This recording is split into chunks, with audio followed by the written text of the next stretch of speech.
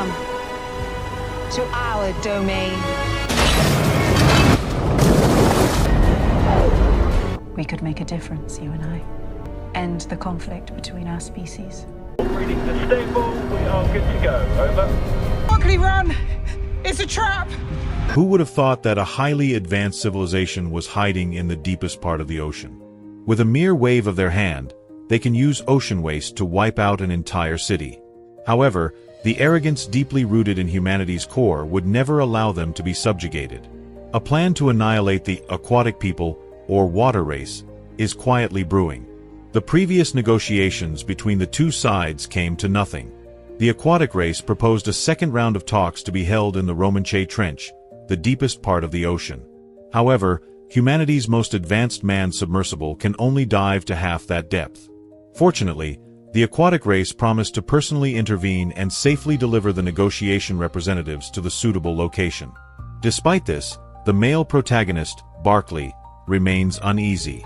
He is not even a strong swimmer, let alone capable of deep-sea diving, which requires professional training. Nevertheless, the aquatic representative, Salt, specifically requested Barclay's participation.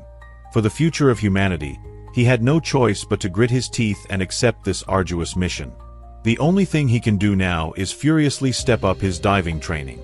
His solemn appearance makes it hard not to suspect that he is embarking on a mission of doom. The departure day arrives quickly. A special submersible ship assembles the human fate delegation.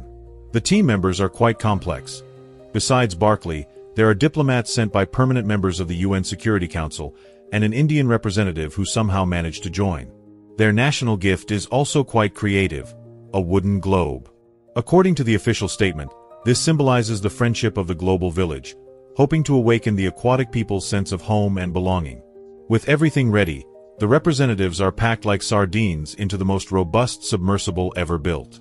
Once the staff fastens the final screw, the rear hatch is sealed. A terrifying silence fills the cabin. Barclay can feel the submersible being slowly lowered, then tossed into the sea like garbage. The surrounding light is rapidly swallowed, leaving only the creaking sound of steel being compressed. To alleviate the heavy atmosphere, the delegation starts telling dark jokes. Someone jokes that this is a negotiation heading toward death, unaware that the powerful figures on land are secretly planning a war. Inside the British Parliament, the US representative proudly unveils a newly developed weapon, an underwater sonic bomb. Clearly, they have already designated the aquatic people as the enemy. Kate, the commander-in-chief leading the peace negotiations, reminds everyone that they are currently discussing a truce agreement with the aquatic race and should focus on diplomacy. However, most of the influential figures present still favor resolving the aquatic race issue through military force, believing there can only be one master of Earth. Furthermore, many families' economic lifelines rely heavily on shipping, and they fear being cut at the throat by the aquatic race, hence their desire to drag all of humanity into a deadly conflict. The heated arguments make Kate, who champions peace talks, look out of place. Humanity's selfishness and greed are fully exposed here. A negotiation that will decide the fate of a species is shrouded in dark conspiracy before it even begins. Right at this moment, the submersible jolts violently. The instruments show they have arrived at 25,000 feet below the surface, the deepest part of the Romanche Trench, a place humanity has never touched. Before anyone can catch their breath, they distinctly feel the submersible being dragged by some force. This must be the aquatic people intervening. The negotiation representatives hold their breath, afraid to utter a sound. This feeling of handing over one's fate is highly uncomfortable. When the vibrations stop again, everyone is stunned. The submersible's main hatch automatically flies open, yet no seawater rushes in. Confused, the representatives step out of the hatch and find the surging seawater is isolated by a shimmering, transparent membrane. Walls and a dome are vaguely visible, seemingly breathing freely. It's astonishing that the aquatic people's technology has evolved to a biological level incomprehensible to humans. As they marvel, a clear voice rings out. "Welcome." The aquatic representative, Salt, appears. She gestures for everyone to remove their oxygen masks. Seeing them hesitate, Salt calmly walks up to Barclay and personally removes his helmet. Barclay is astonished to find that the air here is fresh and clean, exactly like on land. The others follow suit, once again shocked by the aquatic race's technology. Salt leads the human delegation deeper, explaining that the aquatic people are actually an ocean nomadic civilization with a strict internal hierarchy. Barclay, engrossed in the talk, turns around only to find that his teammates have vanished. Only he and Salt remain in the confined space. The atmosphere suddenly becomes subtle and intimate. Salt reaches out and gently touches Barclay's cheek, marveling that she has never felt such a warm sensation. Barclay's heart races, and his confused thoughts surge like a tide. Salt, seemingly able to read his mind, clearly senses Barclay's deep yearning for peace. Regrettably, their private moment is soon interrupted by the return of the teammates. Salt's expression instantly turns cold, clearly viewing them as unwelcome intruders. Shortly after, they arrive at their destination, a magnificent, conscious grand hall. The entire space is filled with densely packed, strictly ordered aquatic warriors. They stand in silent formation, like an army awaiting the signal to charge. On land, Kate, the commander-in-chief advocating for peace talks, receives an urgent call from a subordinate. While monitoring high-level communications from various countries, the subordinate discovered an abnormally frequent keyword, sub-3, fly. Before Kate can inquire further, a dangerous red dot silently appears near her head. Thankfully, her bodyguard reacts quickly, tackling Kate before the bullet hits. Meanwhile, the negotiation representatives deep underwater slowly approach Salt and present the wooden globe, the symbol of peace. It is at this moment that Barclay sees a crimson glow emanating from within the globe. He shouts a warning and lunges forward, pushing the globe violently. Before the globe can fall, a searing light bursts forth, and a terrifying energy tears apart the entire space. In the nick of time, Salt holds Barclay tightly and rushes toward the surface. Thousands of miles away on land, a shocking conspiracy unfolds simultaneously.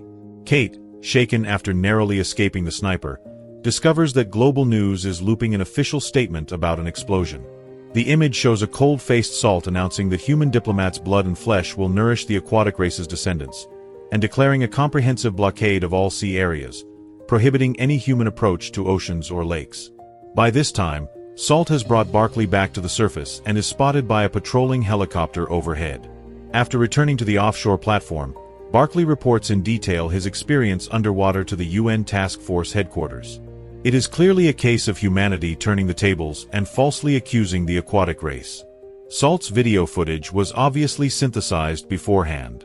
However, Kate knows that the factions behind the conspiracy are immensely powerful, and Barclay's unilateral accusation can barely cause a ripple. Poor Salt is locked in a custom-made metal water tank and is being transported to London like a rare animal. The escort driver happens to be Little Black, Xiaohei, an old acquaintance of Barclay's. Along the way, Little Black vows to punish this enemy of humanity. Barclay's heart aches as he looks at the deep eyes inside the water tank. He makes a life-altering decision. Easily tricking the guard and stealing the truck keys, Barclay jumps into the truck without hesitation. Facing the leveled guns of the guards, he steps on the accelerator and drives the water tank holding Salt into the sea. He jumps in after it. In that moment, Barclay transforms from a human hero into the world's most wanted fugitive. While the whole world is hunting this desperate couple, a more terrifying guest arrives. The anti-nuclear sensor screams an alarm.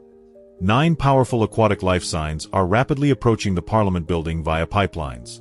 Kate and the ambassadors from various nations prepare to confront them. An aquatic leader calling himself Tide, Chaoshi, a male, appears like a phantom in the center of the hall. Without any pleasantries, he sternly questions why humanity broke faith and cruelly attempted murder.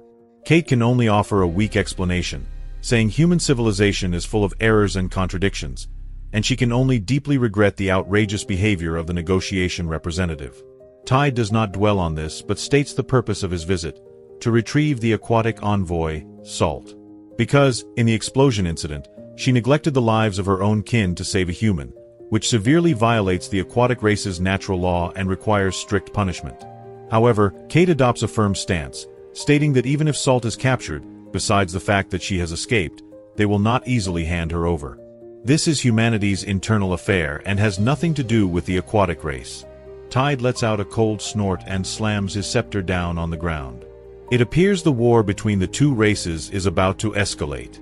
He demonstrates a new ability, making rust spread like a plague, corroding everything in the city. The human representatives are deeply shaken as they watch the aquatic envoy leave. The technological disparity between the two sides is immense. This negotiation was unequal from the very beginning. Meanwhile, Barclay and Salt, pursued by two major factions, are hiding in an abandoned building. Unlike the anxious Barclay, Salt's face carries a childlike excitement and delight. She confides in Barclay that she prefers the warmth of the land to the cold, eternal deep sea. In aquatic society, there is no family, no love. Reproduction is merely a random assignment. She envies humans for possessing such intense and complex emotions. Illuminated by the bonfire, their bodies draw closer. Salt keenly senses Barclay's heart rate accelerating. She recalls that he had the same reaction when they rushed toward the sea surface earlier. The next moment, Salt initiates a kiss. Searchlights occasionally sweep past the windows. Pursuers are close, but inside the warm building, a forbidden romance is quietly unfolding. For their future, Barclay plans to escape to the Welsh Mountains, a remote area where they can evade pursuit, and which also has large lakes where Salt can reside. However, with his fugitive status, he cannot achieve this easily. Barclay, having nothing to lose, snatches a passerby's phone. Under the cover of darkness, he quietly calls his daughter, asking her to drive her mother's car out for them. Barclay thought he was being discreet, but his wife and daughter had been under 24-hour surveillance.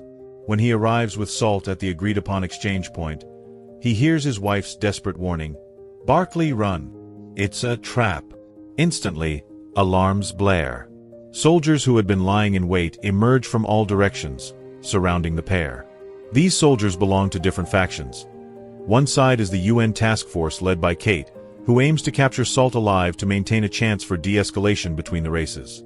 The other side is the Hawk General who wants to wage war against the aquatic race, explicitly stating that bringing back a corpse for study is sufficient. To seize Salt, neither side of the soldiers yields. Just as the tension reaches its breaking point, Salt tilts her head back and emits a sharp, piercing shriek. The sound seems to penetrate the soul, causing everyone present to painfully cover their ears. Using this brief moment of chaos, she looks fondly at Barclay, then resolutely turns and leaps from the bridge into the water. This concludes the summary of episodes 3 and 4 of The War Between the Land and the Sea. Please continue to follow for the next installment.